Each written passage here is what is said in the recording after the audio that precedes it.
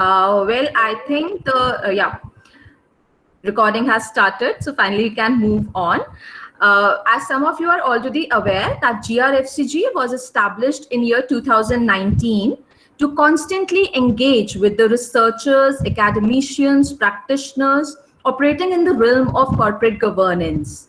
This unforeseen pandemic situation has brought our lives to a standstill, but the foundation is committed to build a learning environment and believes that sharing of knowledge and expertise widens the horizon of research as well as paves a way for the corporates to keep abreast of the worldwide development and stay ahead of the curve.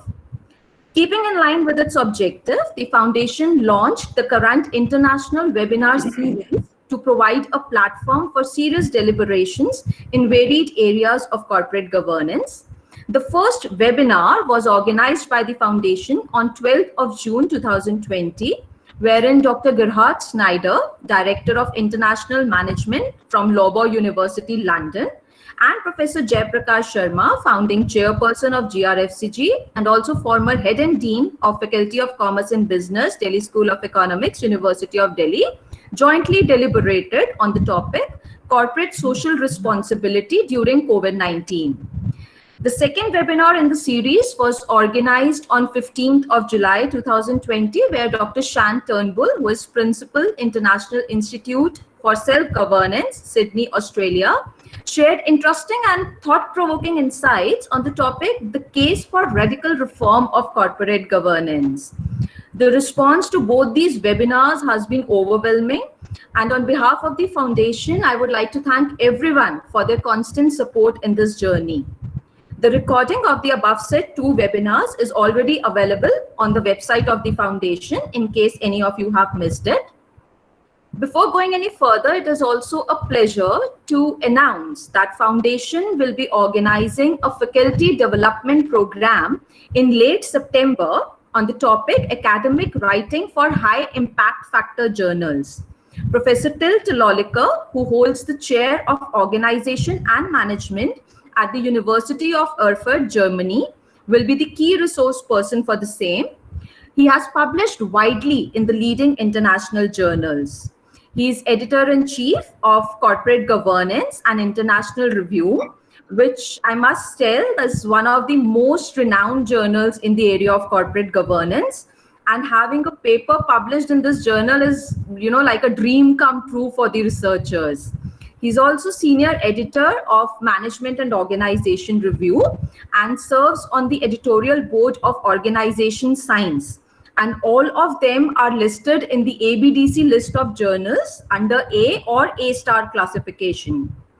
Professor Till is also founding member and chairman of the board of International Corporate Governance Society, which is a forum for research, teaching, and consulting for enhancing the corporate governance practices. So this FDP, we are hoping, will be beneficial for researchers as well as academicians for understanding the intricacies involved in writing effective research papers for publication in high-rated journals. The specific dates and other details of the FDP will be announced shortly by the Foundation. Well, coming on to today's webinar, the Foundation is very proudly hosting this third international webinar of the series, titled Minding the Corporate Governing Gap, the Institutional Construction of Corporate Governance in Latin America, Lessons for India. Our first speaker, Professor Gonzalo Jimenez Seminario, is Professor of Corporate Governance, Strategic Innovation and Family Business at Catholic University of Chile. Formerly, he directed the family governance centers of two top business schools in Latin America. He is founding partner at Proteus, a strategy and governance consulting firm advising large business groups in Latin America.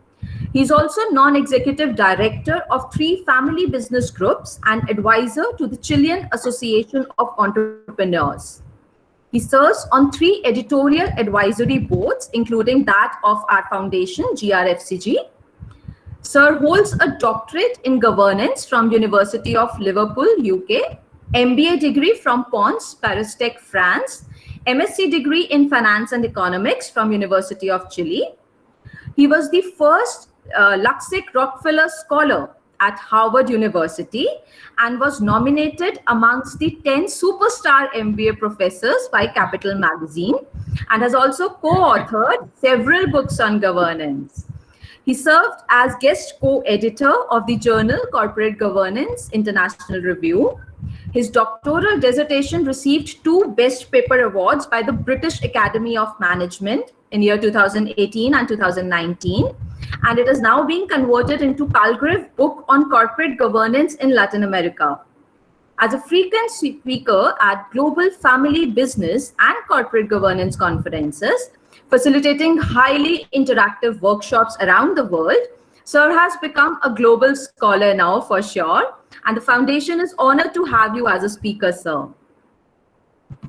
Our second speaker of the day, Professor Magdalena Diaz-Lee Fort, is an economic historian holding first-class degree from both Universidad Finisterre and a Master in Economic Development from University of Salamanca, Spain. Her studies included a stint at the Research and Information System for Developing Countries Institute in India regarding international economic issues and development policy. And as she told us that she loved her visit to India and she loves India. In 2016, United Nations selected her as a regional leader to receive advanced training in foresight for sustainable development goals. Ma'am has more than 12 years of experience as researcher and lecturer of international relations and negotiations, contemporary economic and political history at University of Desarrollo. Currently, she is a visiting fellow at Catholic University of Chile, developing corporate governance and family business training seminars. She is a board member and former managing director of the Chilean Indian Chamber of Commerce, where she served as intermediary between government and business, facilitating political economic relations and speaking at various international academic, political and business seminars.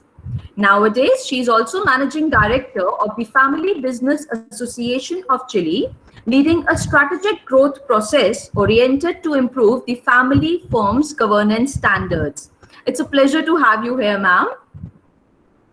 To formally begin today's session, I would request Professor Jaiprakash Sharma, sir, who is the founding chairperson of GRFCG, to open the session with his welcome address. Over to you, sir.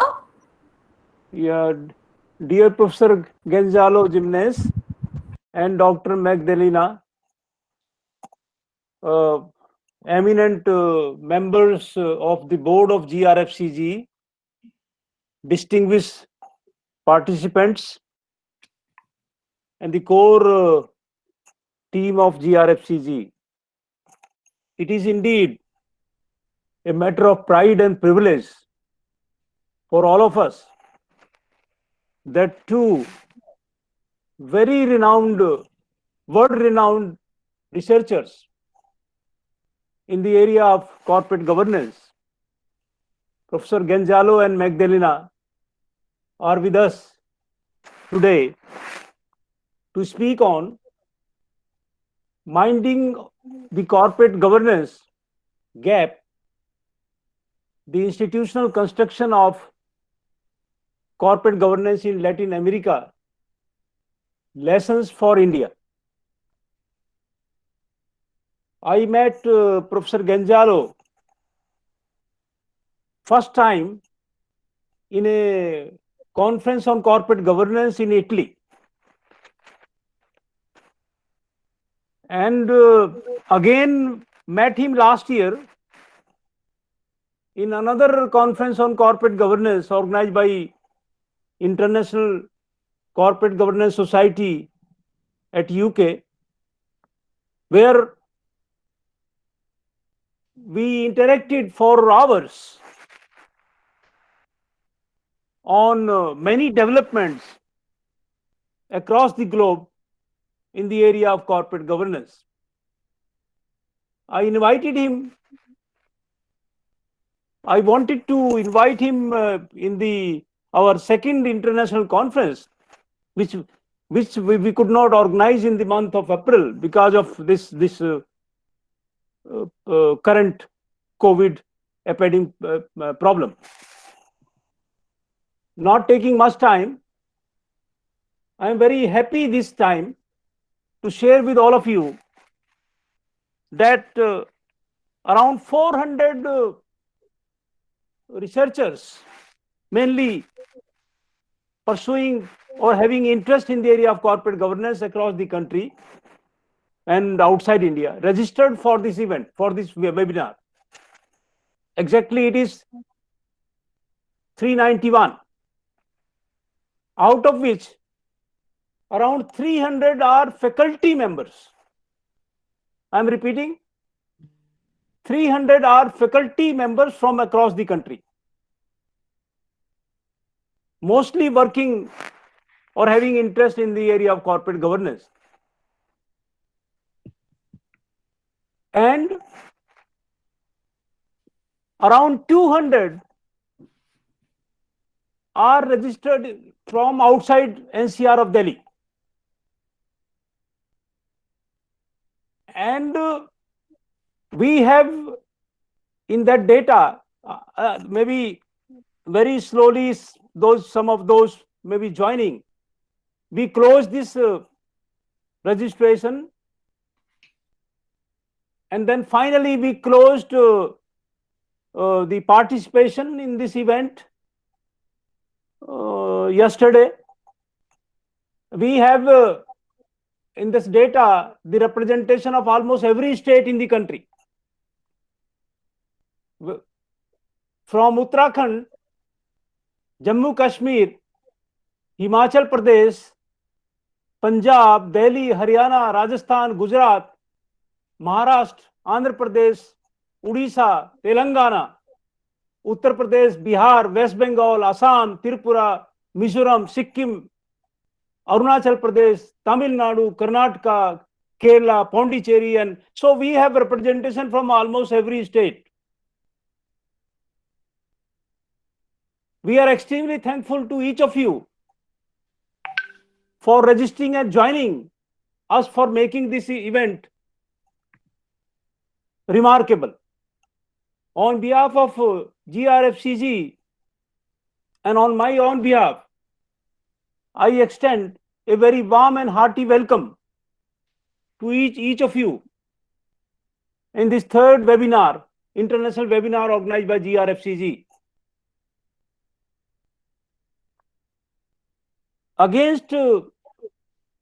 Regarding the theme, against a backdrop of substantial institutional change in Latin America over the last 40 years, the research study by the speakers, Minding the Corporate Governance Gap, the Institutional Construction of Corporate Governance in Latin America, Lessons for India, assesses the challenges faced by the main actors in the corporate governance arena.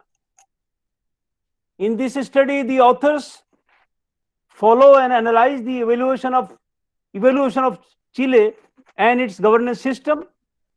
Then they extend their results and compare them with the largest 5 Latin American nations: Argentina, Brazil, Colombia, Mexico, and Peru. The combined outcome offers an interesting outlook which could be thought-provoking to reflect about India's own governance system. Not speaking much, on behalf of the entire GRFCG fraternity, once again, my heartfelt best wishes to all of the participants. Thank you. Thank you. Thank you so much, sir. So we hand it over now to our speakers, Professor Gonzalo and Professor Magdalena. Please start the session. We are waiting to hear from you. Thank you so much for this wonderful, kind, and so warm welcome. Magdalena and I were honored and so happy to share with you the research that I started as a doctoral student, I could say, and then extended with some colleagues from Latin America, including Magdalena, and that we would like to share with you with the idea of reflecting together about the challenges and opportunities that may lie ahead for India, and what you can learn from the Latin American process and what we can learn from the Indian process as well. This is a bilateral conversation, of course. So my dear friend, Dr. J. Prakash, is an honor. And so we're really, really happy for this. So without further ado, I will move into our presentation to share with you. One second, please.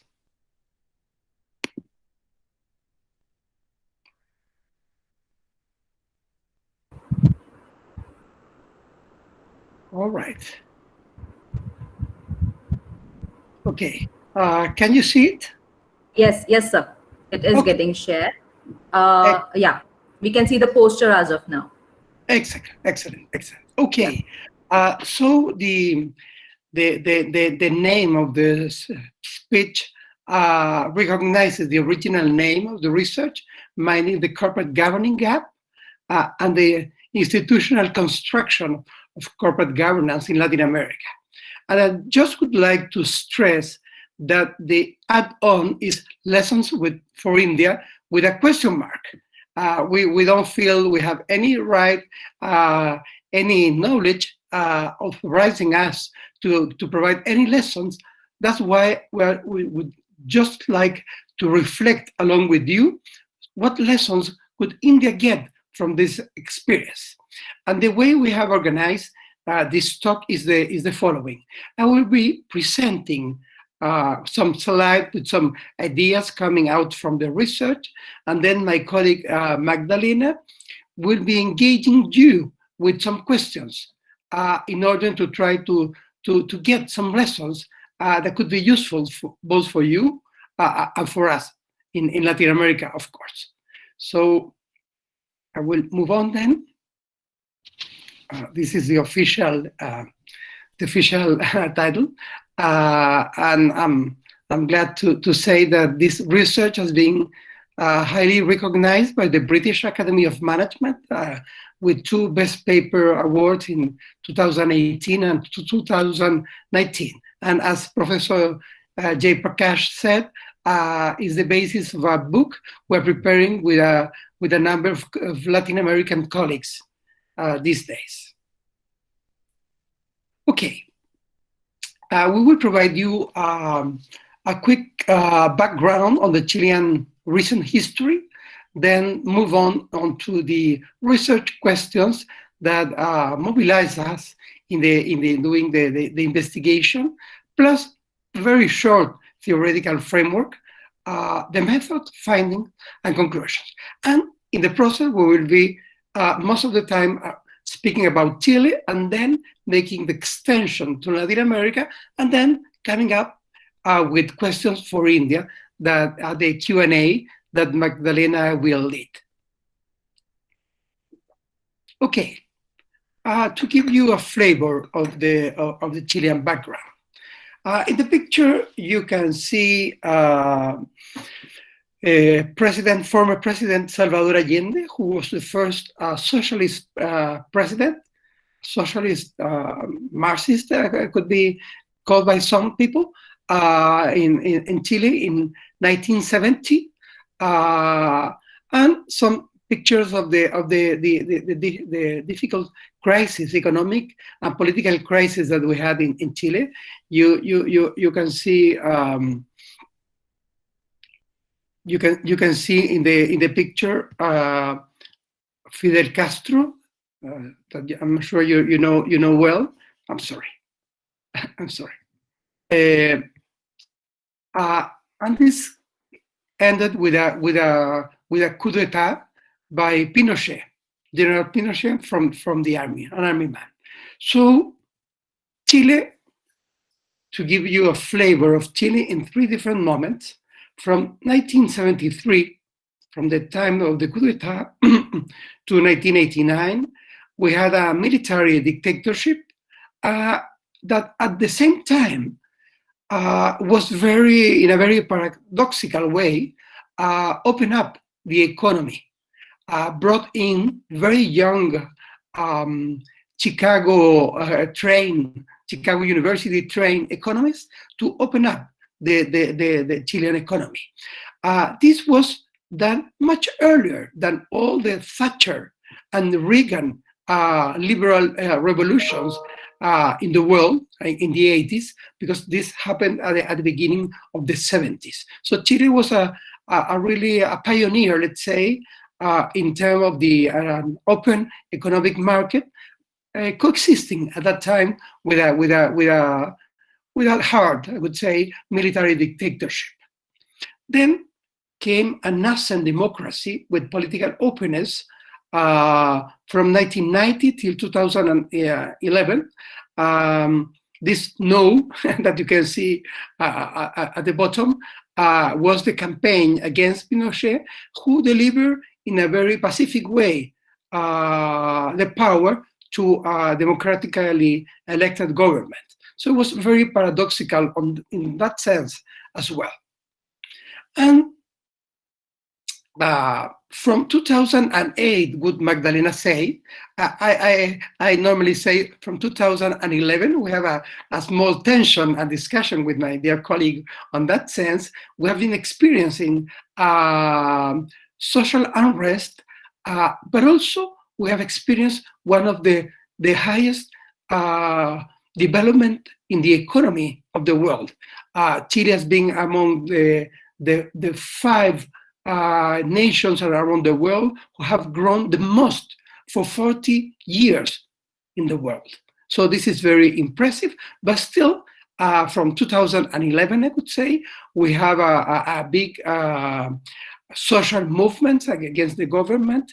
And in fact, when I was meeting my dear friend Jay Prakash last year in the UK, there was important unrest and uprising of an important part of the population in Chile. And the person that you can see there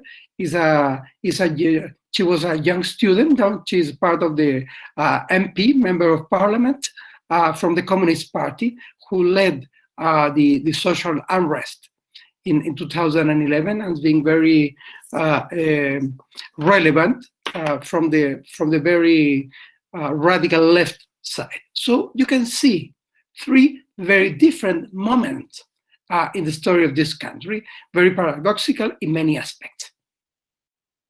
So just to give you a flavor, in Chile, most of the ownership is controlled by owners. You can compare it there. In the US, only 9% of companies in the S&P 500 have a controlling shareholder, but in Chile is almost 60%. And if we really go in more detail, even among the 41%, we would be able to find even other concentration of ownership. So it's a country with a very concentrated ownership structure. On the other hand, and that comes from a research we did with some colleagues, if you look at open listed company, only 26 board members are family shareholders, but they do sit in 80% of boards. So you can see that families, and many of them kind of very old traditional families, have a very important quota of power and control of the country. Chile, I haven't said it, is a small country. We are almost 18 million inhabitants. So less than many of the great Indian cities that Magdalena and myself, we know very well, and we love to visit. The other interesting aspect is that you can see how the public mistrust is prevailing in the country around different areas, around the police, around the army, around the media, public services, companies, municipalities, the church, the business associations, um, the fiscal attorneys, and other activities. The government and the Congress is even worse. So how can you explain such a big development on the economic side, on the other hand, to have such an important mistrust? So this motivated the original research question. We endeavor to ask ourselves what challenges have all those social, political, economic, institutional changes occur in Chile between 73 and 2019 represented to the main actors in the corporate governance arena. Main actors, speaking about people involved in running, in leading companies. How are they addressing them in their governing strategies? So what's going on in the corporate governance arena? What are the main actors doing? And what can we learn out of it? For this, it is important to keep in mind that governance, as Professor Mark Bibier from the UK says, is practice, is theory, and it's our dilemmas as well, all at the same time. Why so? Because governance refers to various new theories and practices of governing and the dilemmas to which they give rise. The practices create dilemmas and encourage attempt to comprehend them in theoretical terms. So the dilemmas require new theoretical reflection and practical activity if they are to be adequately addressed. That was the main idea, the main concept, theoretical concept behind this research. For this may look very complicated, but it was not so complicated in practice. I just would like to stress one aspect that you may have got out of our presentation, that both Magdalena and myself were what is called academic, because we're involved in practice and in academia as well at the same time. So the method, just to give you, for the researchers who are with us today, was an interactive process relating grounded theory, research methods, and action research that drove through theory development that you can see at the bottom. What we did, and I will speak mainly about the action research side, after getting a very general theoretical sensitization, we decided to reach out for people who are the main actors in governance. Through snowfall method, we got 12 very relevant actors involved in governance in Chile at that moment. So we established some rapport. We started reflecting with them what has happened, speaking, and here comes the key word for this: why such an important and busy people that decided to give their time to share with me during 2 years discussing about corporate governance, because I think I said the magic word, the word scandals. So we sit down to speak about previous scandals, corporate scandals. What was interesting, and this took 2 years of research work, that new scandals keep appearing. So we began taking stock of governing issues and trying to understand what's going on. At the same time, there were ongoing scandals. And among my 12 apostles, if you allow me to call them like that, who sit with me for this research, around 9 of them had scandals on their own field, on their own play yard, if you want to call it like that. So we could reflect about scandals in the past, scandals going on, and reflect about the future as well. So at that moment, when I was researching for my thesis, I was a very privileged observer of the participant actions. So we had the opportunity of evaluating, getting feedback, and feed forward in terms of how to move into the future. And the learning process was all over the place.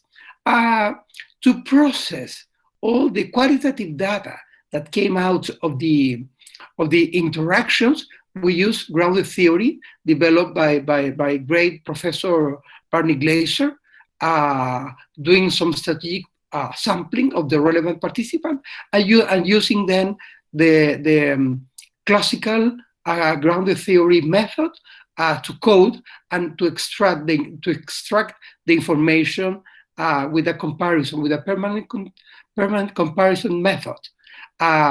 Just one aspect that I would like to stress for the researchers that are with us today was that you just get a very, let's say, light theoretical sensitization because the relevant literature is compared at the end.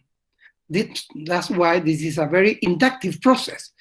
Professor Barney Glaser says that you are not under an intellectual capitalist or feudalist, controlling serfs around, but you are doing your own research, you're in an inductive way, you're getting things out of reality, and then you're making the comparison with the literature to see the fits and the missing aspect. And with the combination of this, you apply some sociological family, you detect some basic social process, and you propose a humble emerging theory of practice. And that's very important as well. So after this explanation, I would like you to remind you what are the Professor Scott's three pillars of institutions. Professor Scott's eminent sociologist speaks about the regulative pillar of institutions that are the formal rules and legislation, the hard law of regulation. And then come the normative institutions that are more composed by values, norms, and expectations of good behavior from one person to the next one.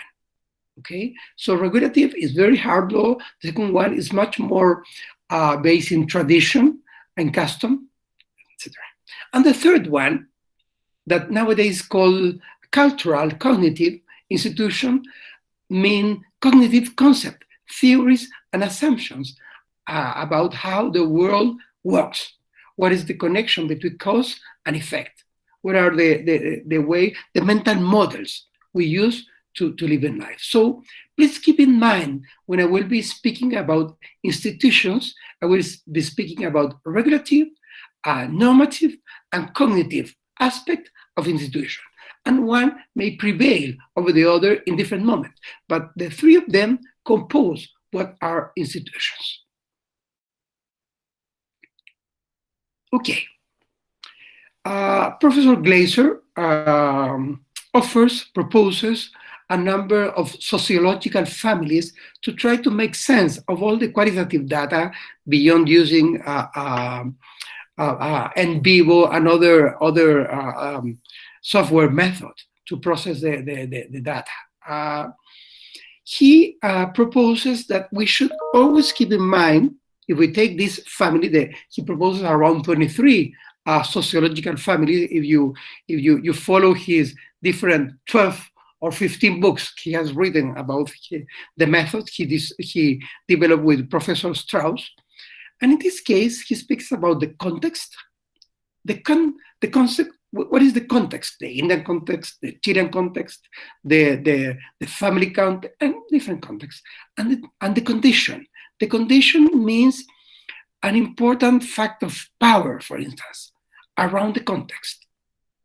Who have got the control could be a condition, or other condition. Religion could be a condition as well. Okay, and then proposes taking into account what are the causes creating change, what are other events that are covariant, right? There is a covariance, not a strict cause, but helping in some way causes to move on. What are the contingencies? And finally, what are the consequences? And the trick, dear friends, the trick of this is to discover what is A, what is mobilizing and is working around this system. This is a systemic perspective, as you can tell from the figure. So, what were the findings? There you can see, and I will walk you through the whole picture. As you could see from the Chilean background I presented to you, we went through very changing institutional logics, where the regulation, the normative, and the cognitive cultural aspect changed a lot. That's the context during the 40 years covered by this research. On the other hand, this may puzzle you with a good reason.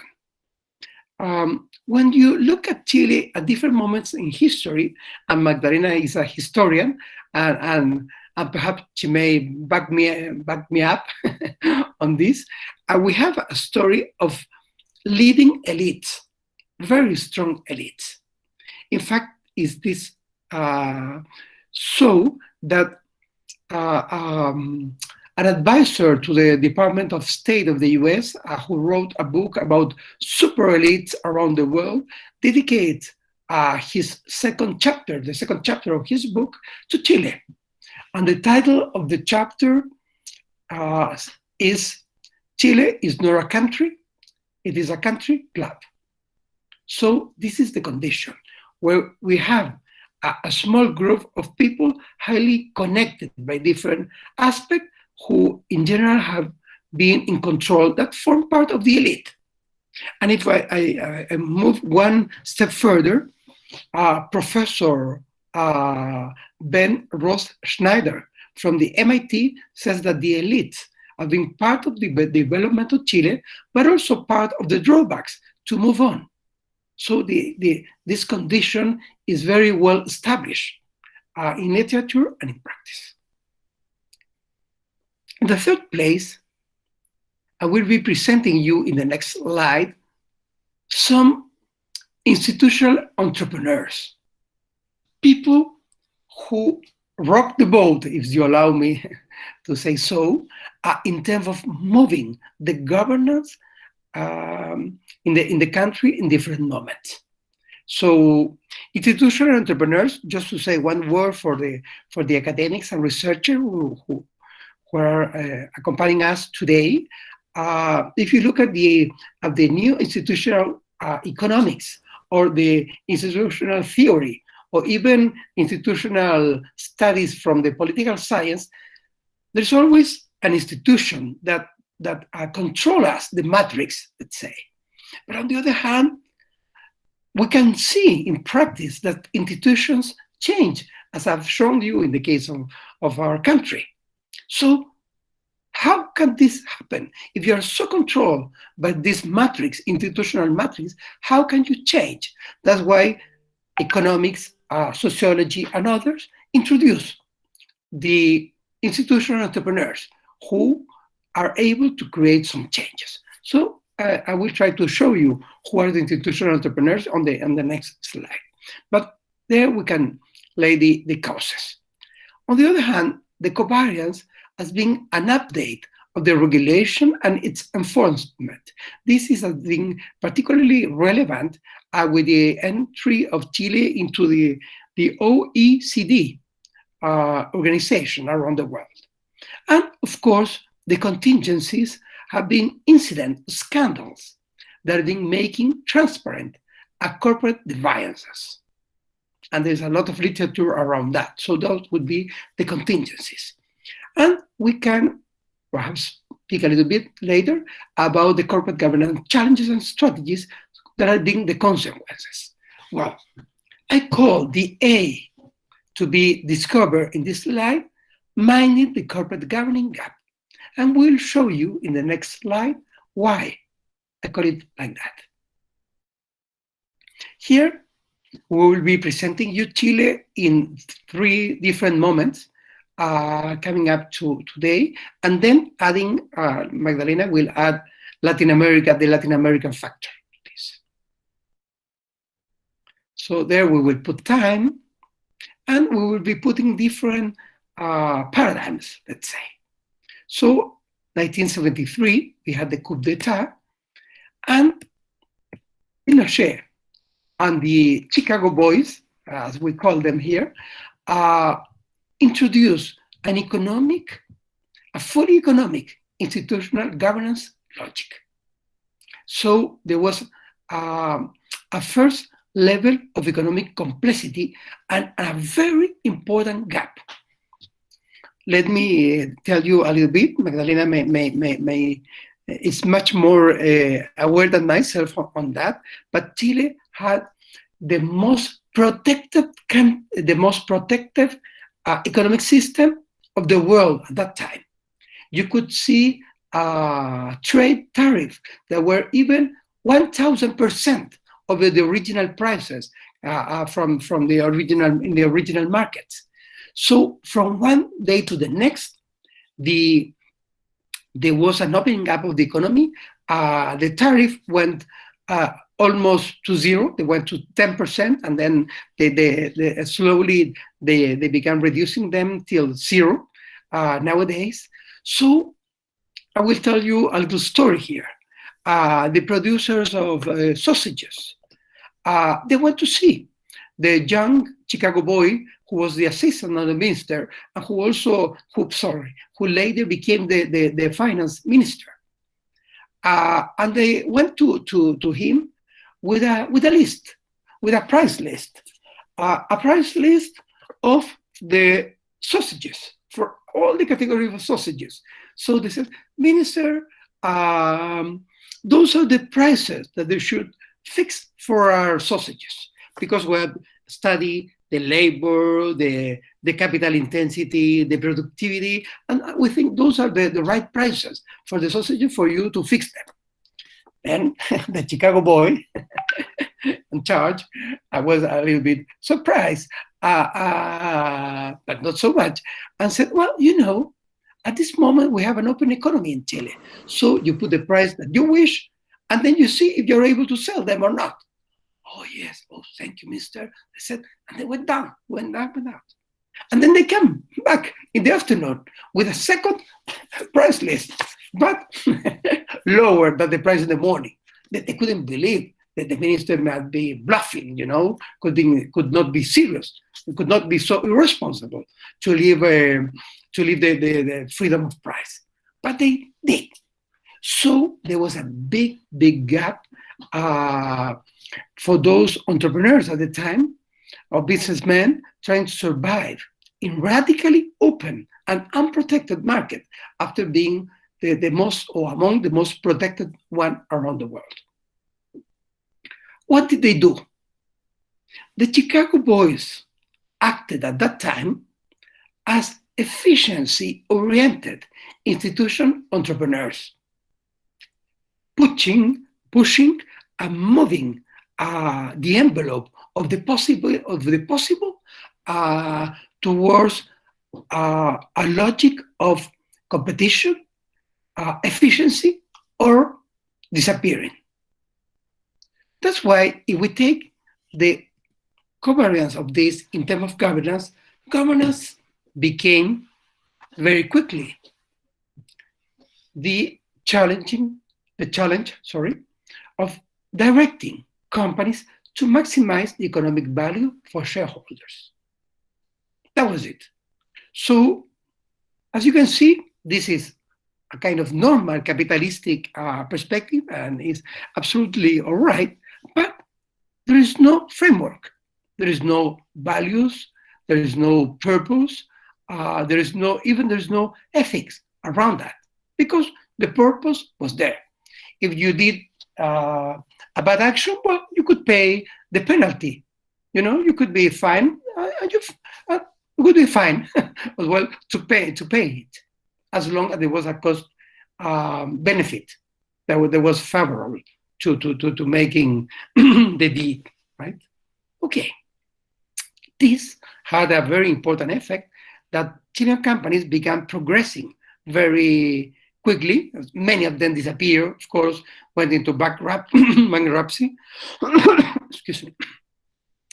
But those who survived, as the famous phrase says, Indian phrase, as long as I remember, that doesn't kill you, kills you, make you stronger. They got really strong, and then they began internationalizing into Argentina, Peru, Colombia, and then Brazil and Mexico later. So, but then this world, there was inside a military control system with freedom to move around. It was like a fishbowl, You have the freedom to move inside, but the fisherman was in charge. Okay, came to an end. But still, this, as I call this like a wave, a cycle, that is still very present in Chile. And this is what I'm trying to mean with this figure that you can see there. Right. But this changes in 1889 when Pinochet lost a plebiscite, and there was an election, and a democratic government appeared, took over. So there was a political governance, institutional governance logic that appeared. And put yourself for 1 second on the shoes of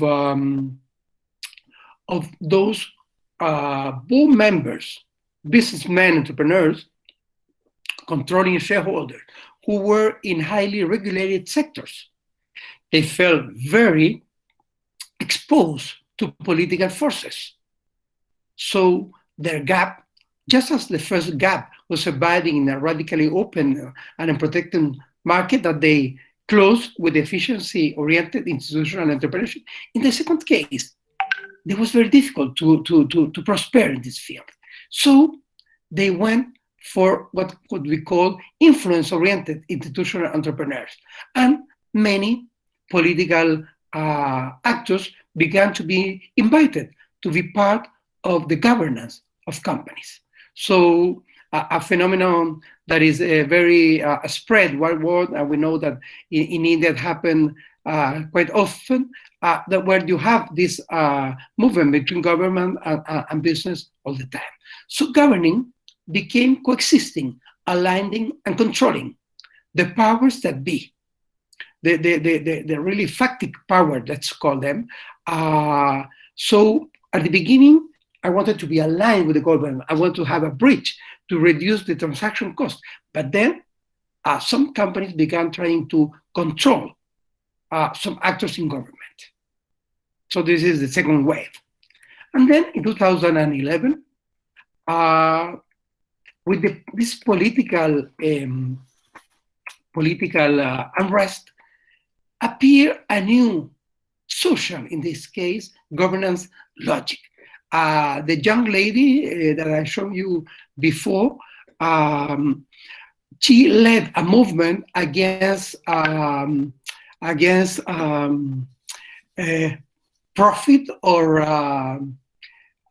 how to call it? Well, let's say economic profit in education, and then that was that really opened up a space for social complexity. So we had the economic complexity, the political, and the social, where companies were striving to try to get legitimized in an open, transparent, distrusting, and interconnected society. So we're still struggling with that as a country, with a collaboration-oriented institutional entrepreneurship process, where some actors have been appearing, trying to bridge this gap. And governing has been creating a social bonding and becoming invested in accountable and fair dealing with increasingly challenging stakeholders. So just to complete the picture, I can show you here the shadows of institutional logic. When you didn't have a framework, and governing companies could be, it didn't matter what happened, well, collusion was to be expected. The same as corruption or crony capitalism in the second stage. And then in the third, abuses, excuse me, of stakeholders, and stakeholders abusing of companies as well in two ways. That's very special. So, dear friends, here comes the challenge. How can you deal with three different logics at the same time? How you're able to dance with three different music, the economic, the political, and the social. That's why we speak about complexity and how all those gaps need to be minded, and resolved. So minding means interpreting the dominant institutional logic or logics, learning and engaging institutional entrepreneurs, and activating institutional complexity, reducing strategies. Magdalena, would you like to comment on Latin America, the Latin American parallel, please? Yes. Well, Latin America and Chile have relatively the same history economic path. So Chile have been always a pioneer in the changes of economics. But you can compare Latin America and Chile, and it's something like this. Gonzalo, can you? Rosalinde. No. Sorry. So, in 1982, Latin America experimented the Washington Consensus. It's a decalogue that have 10 measures that put ahead in the continent the neoliberalism. Even if some countries like Brazil or Argentina don't practice in the same moment, the conscience is to bring that kind of economy to the continent. So in the number one, economic complexity, surviving the gap, surviving in radical open and unprotected market, the pioneer was Chile, because it's the first country in the world that adopt the neoliberalism, like Friedman, in the Friedman way. So after the debt crisis, it was the turn of Latin America. Then how Latin America experiment the second gap, the political gap. After 1999, the things is that in Latin America, we have since 60 and 70, in 70s and 60s, in 20th century, practically all the countries had a dictatorship. All the countries in Latin America, except for three: Colombia, Costa Rica, and Venezuela. Paradoxical, but it's true. Yes, I know. So what happened in 1999? The last dictatorship go down, that was in Chile, and we return to democracy. So the political context assumed a much more relevant issue and experiment, of course, the gap. And in 2008, with the subprime crisis that affects all the world, new social actors appear in Latin America, especially the ONG. So if you look, Sorry, Magdalena, NGO. NGO, sorry, NGO. So if you look, some similar path of economic history we have between Chile and Latin America. But Chile, if you like it or not, if it's a positive way or a negative way, have been the pioneer and put some parts of this. Okay. Okay. Yes. This pioneering aspect was in some way further developed because the internationalization of what are called the multi-Latinas, multi-Latin multinationals, let's call, that started from Chile, but then came, so now you have Brazilian, Colombian, Argentinian, and Peruvian as well, and Mexican as well, multi-Latinas moving from one side to the other. So it is much more interconnected than what was before, but you can see the parallel.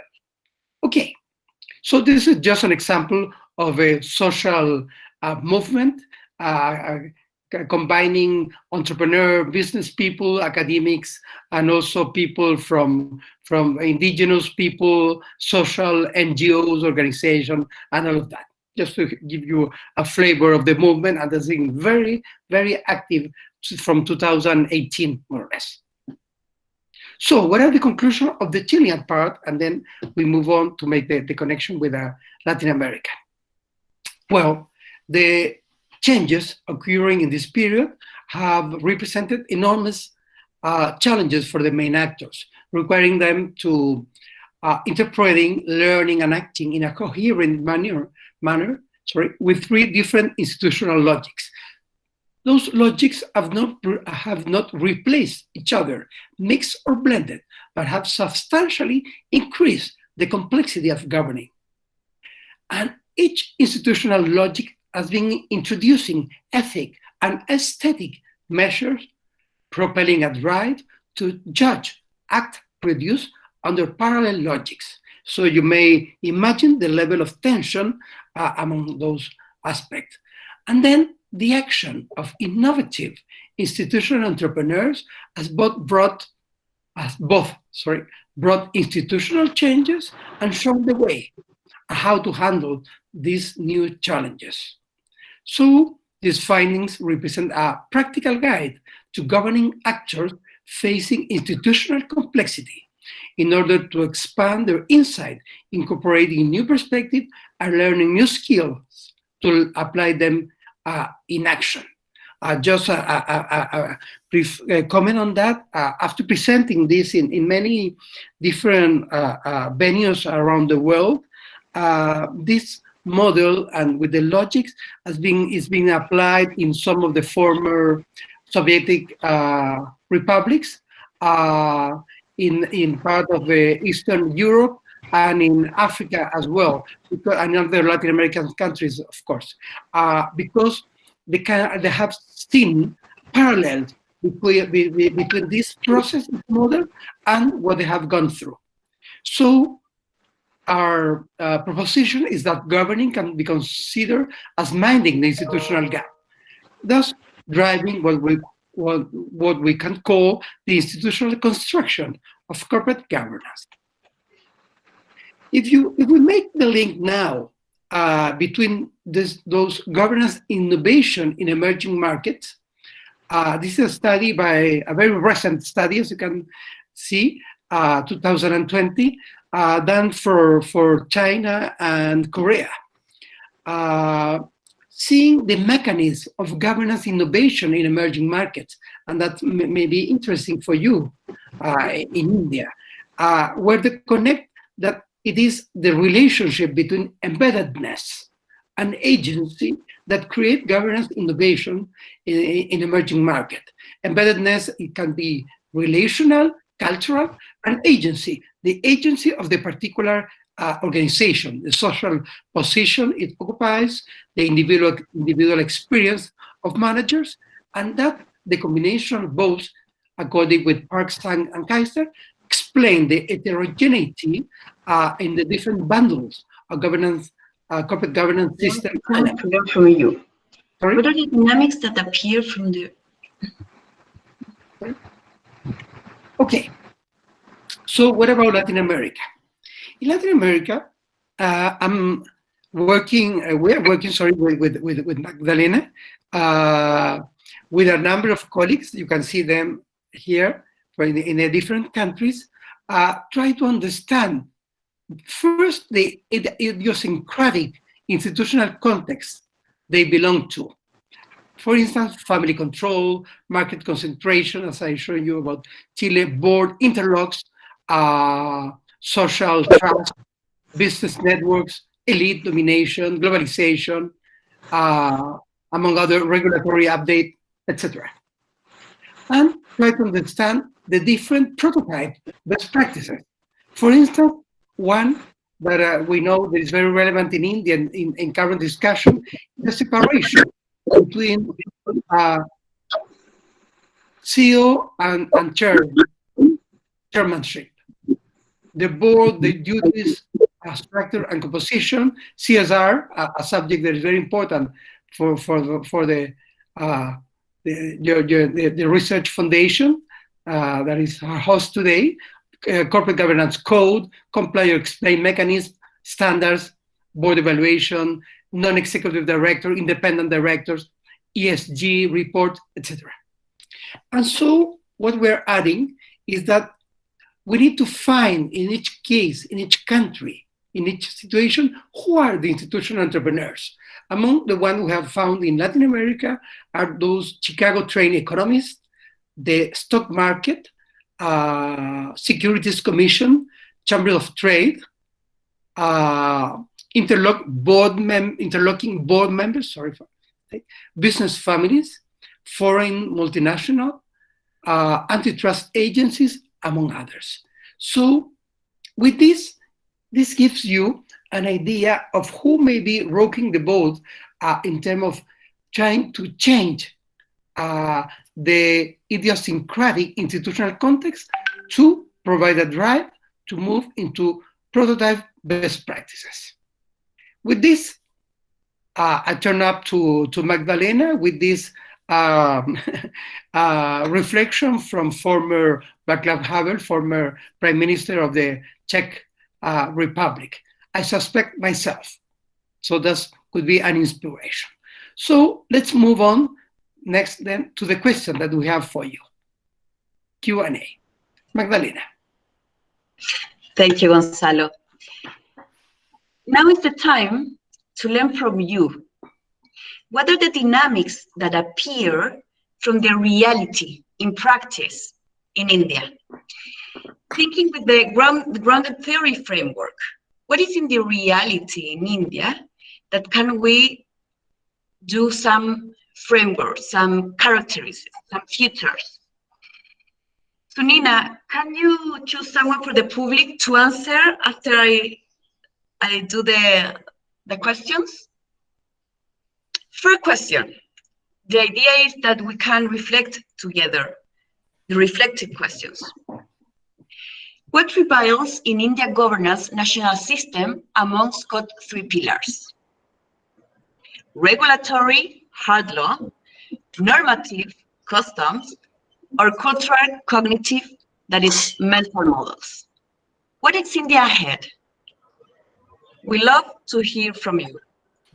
Well, any of our participants who would like to answer can unmute themselves.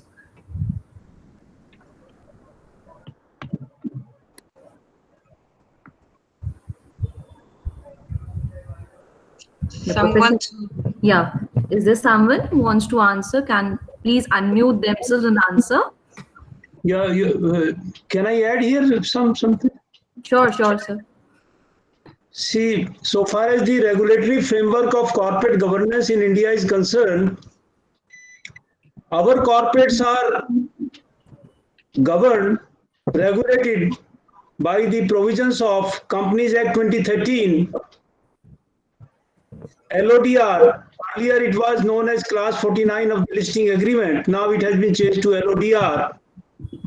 Then SEBI Act 1992, then Depository Act 1996, and SCRA, Security Contract Regulation Act. So that is the framework, regulatory framework of corporate governance in India. Yeah, you can invite others to add. Nidhi. Yeah. Any other participant would like to add, or let us know, as our speakers are asking, that what prevails in India, Indian governance national system from amongst the three pillars that was mentioned by Professor Gonzalo? See, I am Naveen Kumar. I am a whole-time director in NBFC. Dr. Jayaprakash Sharma has talked about the background pertaining to the legislation in regard to the corporate governance. So what we mean by corporate governance in our country is it involves a set of relationships between a company's management, its board, its shareholders, and other stakeholders. Actually, it provides a principled process and structure through which the objectives of the company, the means of attaining the objective, and systems of monitoring performance are also set. And what we talk about is mainly about the commitment to values, ethical business conduct, and transparency in the whole process. But one particular observation I would like to share with you is that we are having some independent directors in our corporate world, in our companies. We are having some whole-time directors also. So over the years, in my 40 years of service, what I have noticed that mainly the independent directors, they are dominating in the board meeting. Let's say I am an expert in the area. Some particular agenda item comes there, and they say me or my colleague is an expert in this area. But when you are explaining it there and you are bringing out all the facts and logical reasoning you are giving, then it may not matter much. Whatever view the independent directors they are carrying there, it matters a lot. Now I try to analyze this situation, why it happens like that. Because this happens mainly because of the reason that the structure of the board is like this: number of whole-time director and the number of nominee directors of the holding company put together, they are equivalent to the number of independent directors.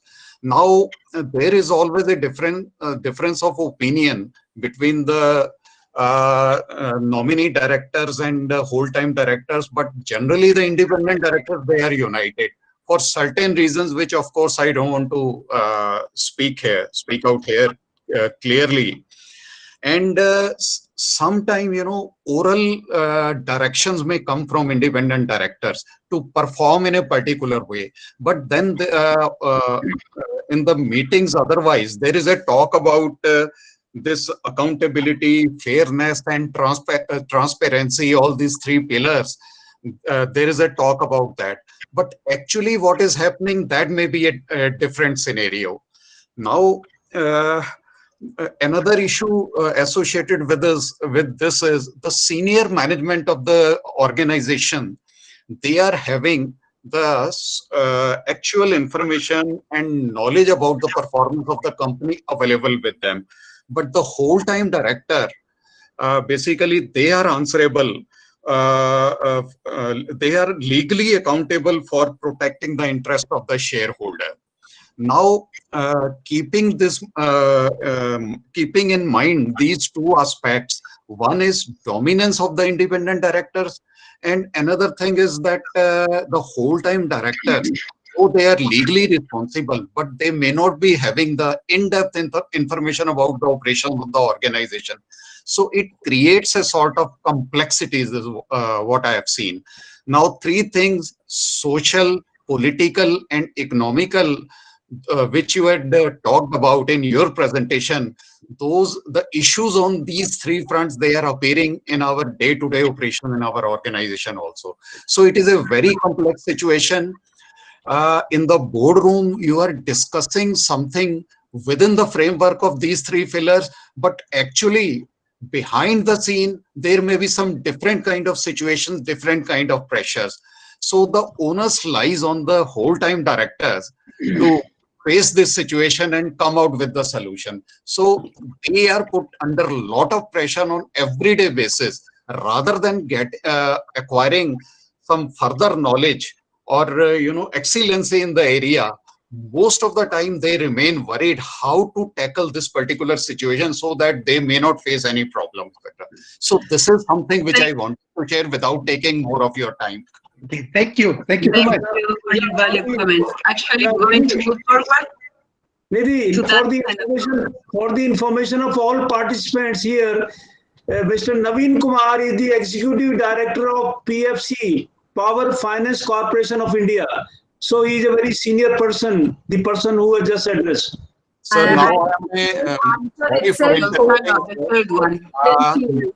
just my apologies for intervening here.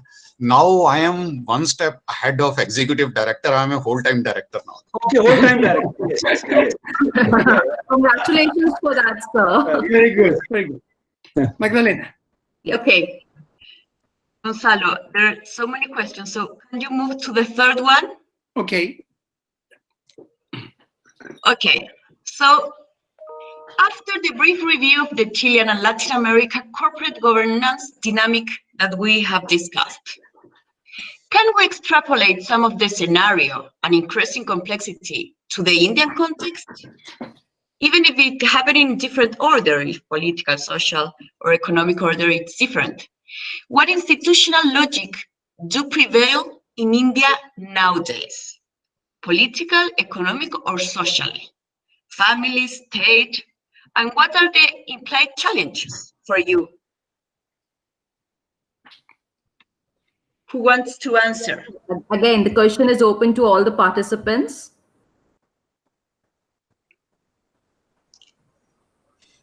See, I want to say something, but it will be unfair to the other participants. We will just throw this out to Yeah, everyone. Mr. Naveen Kumar. Yeah, Mr. Naveen Kumar, please share your views on this occasion. On this In point. fact, it will be a sort of repetition only, but the question is like that: political, economical, or social. So in the boardroom, we are supposed to take the decisions as whole-time director. But then I am touching only problematic areas so that a solution might come which will make our life a bit easier only. Now, as a board member, I might be approached by some political bosses also to act in a particular manner. It is a routine thing. Now, how strong I am, it depends upon that. If I am in a government setup, then the problems may arise off and on, but then the job will remain secure to some extent if I act in line with the principles of transparency and reasonableness and fairness. But the actual situation is very much different. Lot of pressure is put upon you to act in a particular way, but then as a true professional, you are supposed to act in a different way. You have got the organizational guidelines, you have got the this office order circular from statutory authorities who are governing the operations of your organization. For example, we may be controlled by Ministry of Finance or Ministry of Power, and their guidelines are issued, and we are supposed to follow them.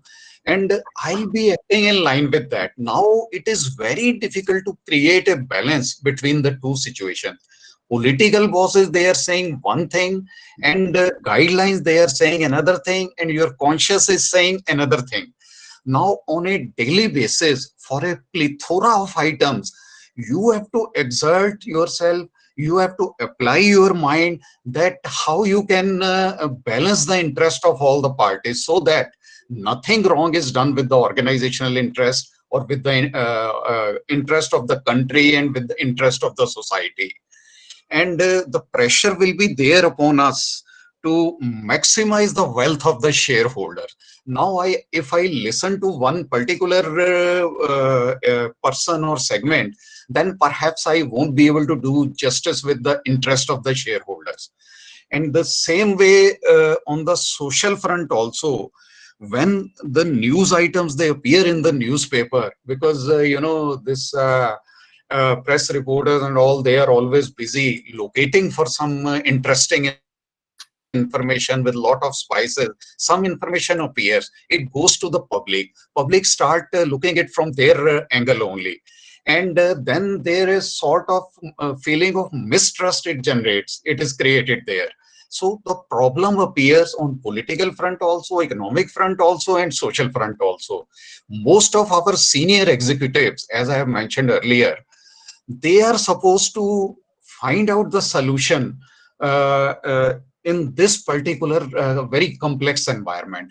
If I am a highly qualified person with very good experience and I have worked very hard in my lifetime and I can give the results, I can give good presentation, but it doesn't mean that I am an able administrator or a good manager unless I am able to create a balance and absorb the pressure which is coming from all the dimensions.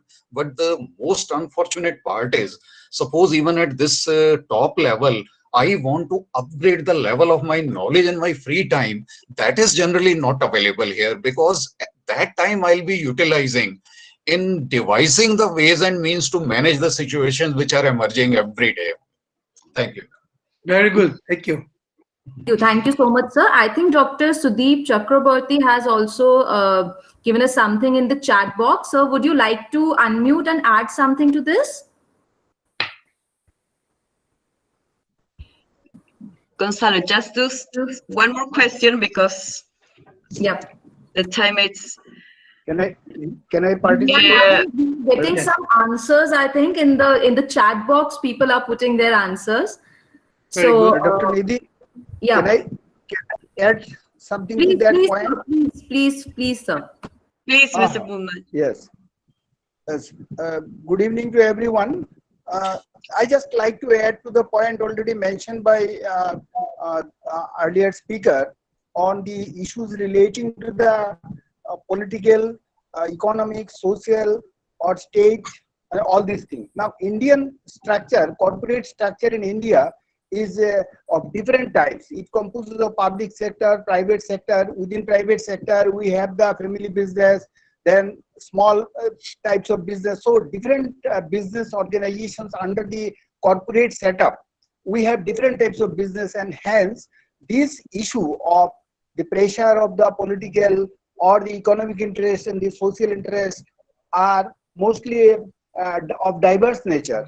So what we find that we have different types of, but within the regulatory framework, we have the rules within the corporate social responsibility, CSR, suppose social issues that the companies will have to follow within certain guidelines. Some of the companies will have to follow these rules, whether it is a public sector or private sector.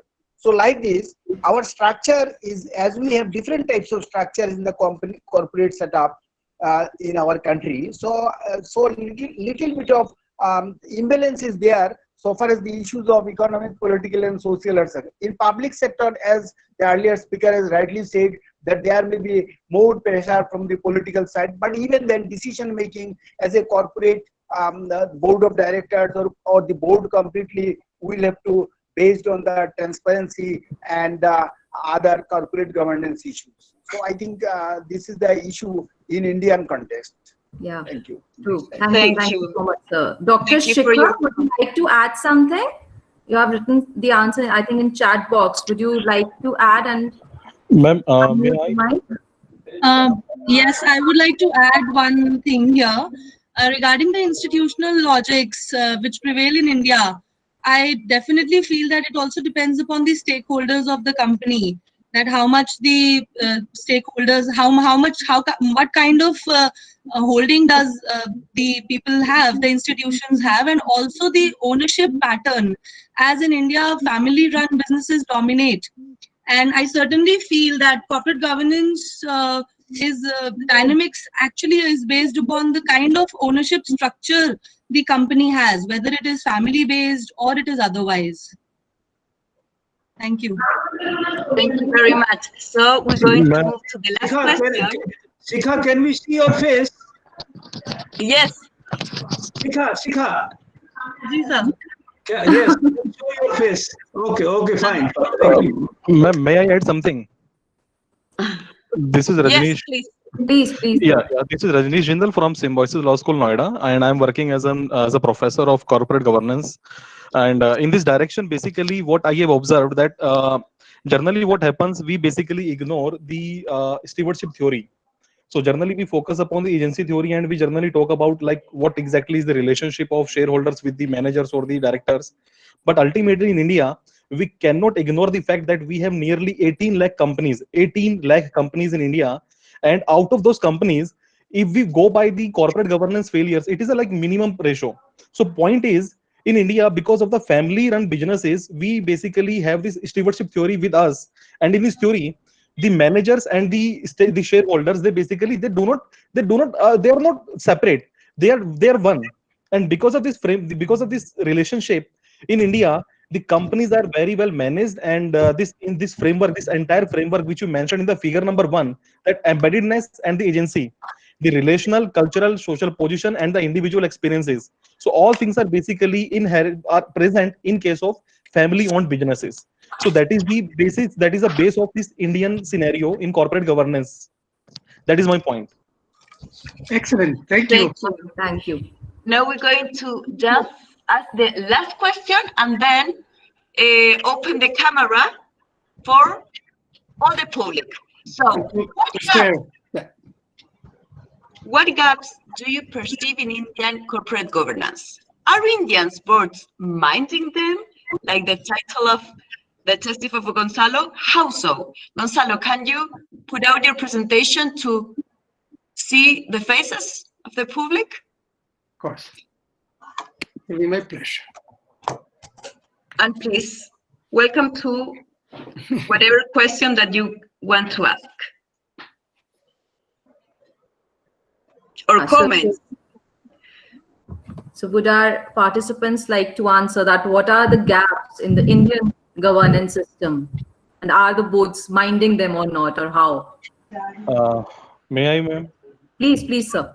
Actually, Please. as mentioned by Naveen sir, sir was mentioning very well that the issue is not with respect to the you can say only the corporate governance framework, but the behavioral aspect as well.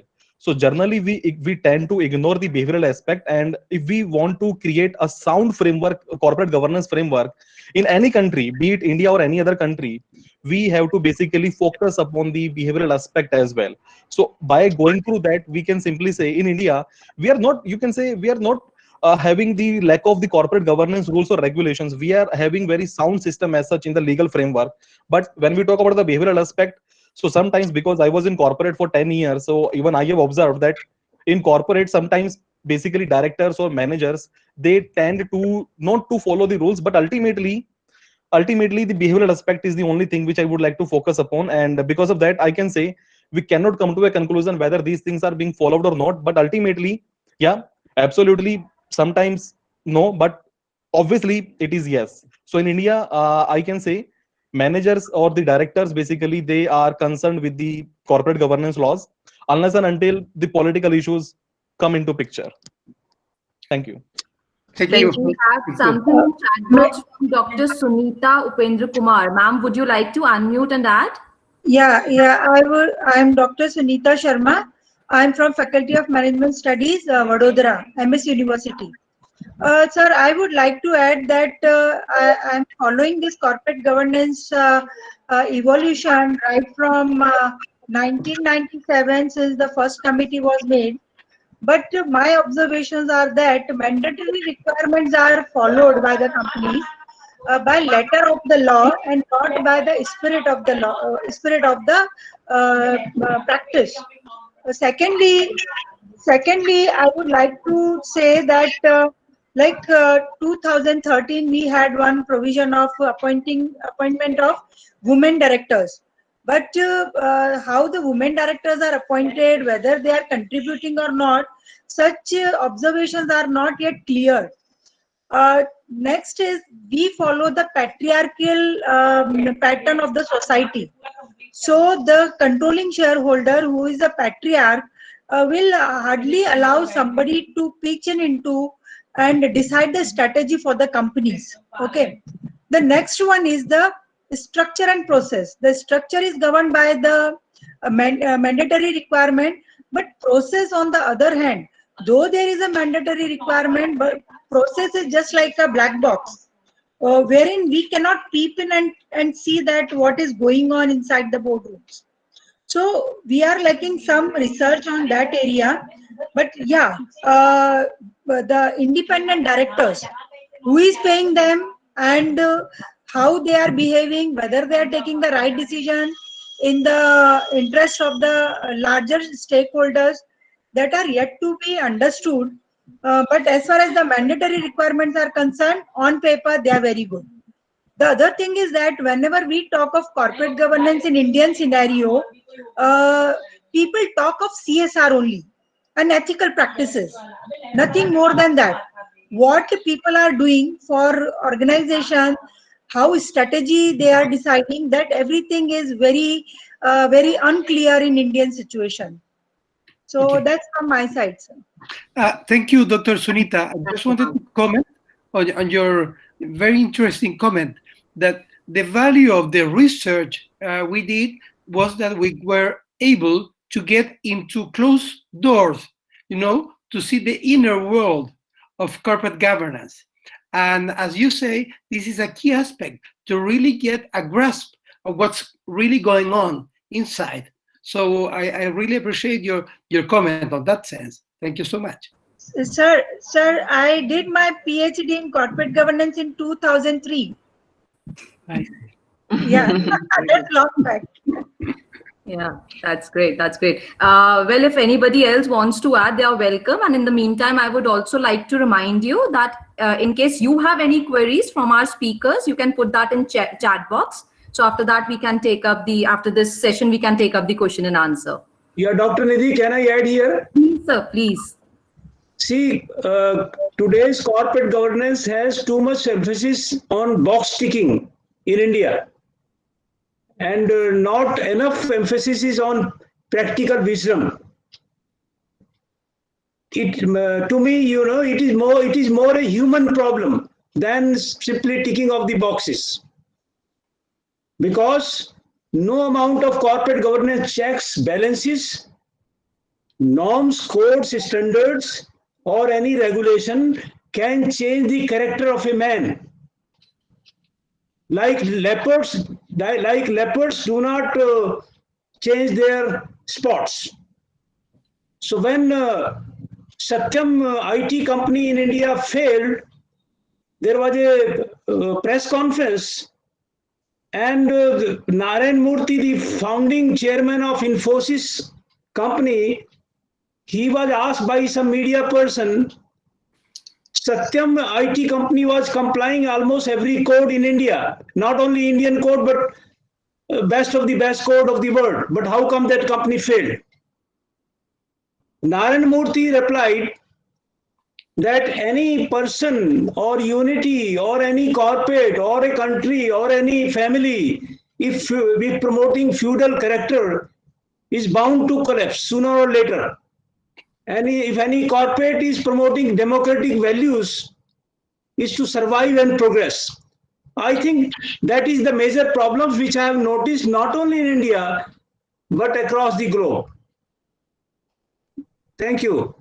Thank you.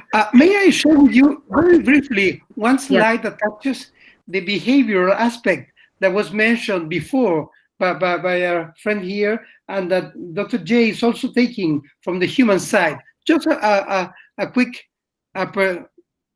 view of that. Let me share with you a slide that we escaped because of the time, but could provide some light on that. Those were the patterns of actions that we find that we found, sorry, among the main actors in governance. Some of them were action-based, other were more attitude-based. Among the attitude-based, there was what we call distancing in terms of proposing new practices, attitudes, styles, values, or moving on, involving new generations, new leaders, questioning, preaching, and of course, individual and group self-reflection, and looking for a way of legitimizing the company or aligning around values, or even ethical sanctioning of different kinds. On the other hand, on more of the action base, you could separate between those cooperating with the system and those confronting it. Those cooperating were people that would make a business out of the difficulties in terms of making a business of lobbying, of maneuvering, or resisting, or what we call banding, in terms of going by the borders. It's a kind of Chilean expression, going by the bands or the borders. Or the other could be confronting, in terms of enterprising, innovating, mobilizing, and competing to go against the traditional ways.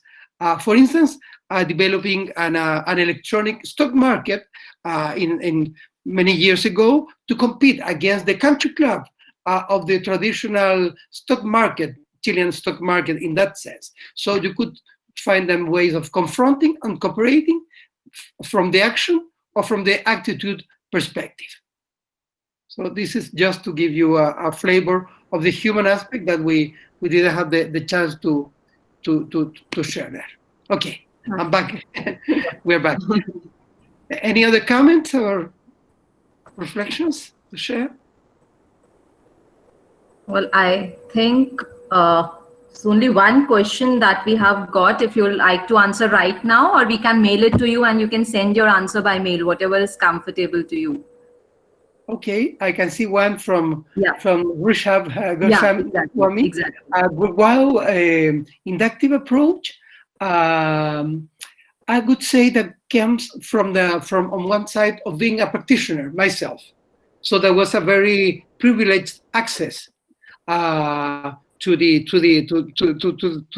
inner world of words on the one hand, on the other hand, the aspiration, the ambition of trying to add something new instead of just applying agencies, stewardship, institution, or other theories to try to find what was going on in practice, and out of that to propose to give back some theory, some practical theory. That was more or less the idea. And I really recommend the classical grounded theory method. Professor Barney Glaser is almost 90 years old, but still very active, and he's a real genius, and it's wonderful to learn from him. Yeah. Thank you. Thank you so much, sir, for answering that and giving us such beautiful insights on the evolution of the corporate governance system of Chile, as well as its journey from one of the most protected and poorest economies of Latin America to one of the most liberal open markets in the world. It was really intriguing to know how some of the largest Latin American nations have followed the Chilean liberalization lead in developing their own unique set of best practices in corporate governance. And the development and the growth that Chile has seen is definitely a role model for emerging markets around the world, though definitely none of the systems is foolproof. As you mentioned that how there has been an explosion of corporate scandals since 2010, which in itself is posing a challenge to the already existing model. So I'm sure in future it would be interesting to see how Chile moves forward and strengthens its CG model based on the current challenges. And as you rightly mentioned, that the institutional logics, they keep on changing and adding layers one over the other, which only increases the complexity of the system. So it is definitely vital for any nation to be in continuous process of minding these gaps which are occurring due to the changes in the institutional logics. Another very important takeaway that I found as a researcher was that, how the elements of action research can be combined with the grounded theory aspects in order to, enhance the theory building capabilities and engaging participants in more pragmatic search. Also, I would, specially mention the session that ma'am has taken, which was very interactive and engaging. So, the kind of responses that we were getting in the chat box and as the participants were engaging themselves, it itself showed that how well it was done and how everybody enjoyed it. Although definitely in such online platforms, it's a bit tedious task to do such interactive sessions, but it was beautifully handled by you. So thank you so much for that. For the participants, I would like to say that as we are, already running out of time. So in case you have any questions from our speakers, you can mail it to us on our official mail ID, which is infoinfo@grfcg.in. And we'll share it with the speakers and their answers will be forwarded to you for the same. So thank you once again for that. And I now request Dr. Poonam Sethi ma'am to formally propose the vote of thanks. Over to you, ma'am. Am I audible? Yes, ma'am, please. Thank you, Dr. Nidhi. Thank you very much for giving me this opportunity to extend vote of thanks. Dr. Poonam, your picture quality is not good. Sir, should I close it then? No, but you are looking very pretty still. So I think you can continue. Yeah, now it's fine. It's fine, Poonam. Yeah, now it is better now. It is better now. So it's a very big opportunity and I'm deeply honored to extend vote of thanks to the learned speakers, Dr. Gonzalo and Professor Magdalena Diaz, for sharing their intense research work, whose outcome offers an interesting outlook, which indeed was thought-provoking and forces us to reflect about India's own governance system.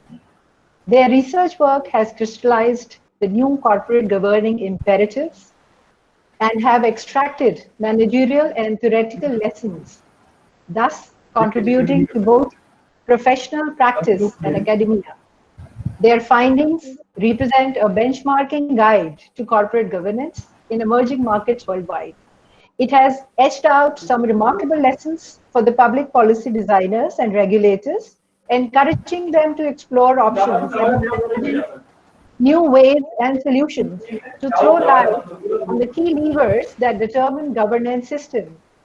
The invigorating session has given the participants an opportunity to gain fresh perspective, the perceptions, beliefs, and understanding of the inner worlds of the corporate elites and how challenges arising out of this confrontation can be used to usher changes in arenas of professional and academic world. Thank you so much for sparing your valuable time with the GRFCG fraternity and all others present here. I would be failing in my duty if I do not thank people who deserve a special mention, as their continued support and faith in GRFCG has magically helped it grow from a fledgling organization to an accomplished one. Professor J.P. Sharma, founding chairperson, GRFCG, whose relentless pursuit for excellence has given us wings, and our eclectic board of governors who rally constantly behind the foundation are the major driving force. Today, we also have academics and people of repute from India and abroad who have spared their valuable time and continue to inspire us with their presence. A special thanks to Professor Ratan Sharma, Professor Nikhil Bhushan Dey, Professor S.P. Kala, Dr. Saurabh Agarwal, Dr. Sheetal Junjunwala, Dr. Urvashi Sharma, Shri Naveen Kumar, Shri Alok Mishra, Professor Pradeep Kumar Samanta, Dr. Twinkle Prusti, Dr. Amalesh Bhobal, and those who have participated from different parts of the world. Of course, some of them have are participating in the early hours of the day. Miss Carolina Colazos, Gusi Nisa, Julian Dornelles, Alberto Diaz, Varza Alda Bell, and Jonathan Calhoun. And I believe Professor Surekha and Professor Ramesh Chandra. If I have missed somebody, my apologies for that. but definitely we owe it to them. And finally, I would like to thank all the participants without whom we are nothing for being with us throughout the session. And before we announce the closure of this session, I would like to gently remind the participants to submit their feedback forms, basis which their e-certificates of participation will be issued. And Global Research Foundation for Corporate Governance, in its goal of lifelong learning of its members, will be back in the second half of September with an FDP with Professor Till Talaulikar, who holds the chair of Organization and Management at the University of Erfurt, Germany, on academic writing for high impact factor journals. Dr. Nidhi has already spoken about it, but I'm just repeating it just in case somebody has missed this information. So it is just remind you to mark your calendars. So Professor Till is also founding member and chairman of the board of the International Corporate Governance Society, which provides a forum for research, teaching, and consulting for enhancing corporate governance practices and systems within the global economy. The FDP will be beneficial for researchers and academicians for understanding the intricacies involved in writing effective research papers for publication in high-rated journals. The dates and other details will be announced shortly by the foundation. Thank you everyone for sparing your valuable time, and I would now request everyone to say their goodbye till we meet again. Thank you so much. Thank you everyone. Namaste. Thank you for the invitation. Thank you.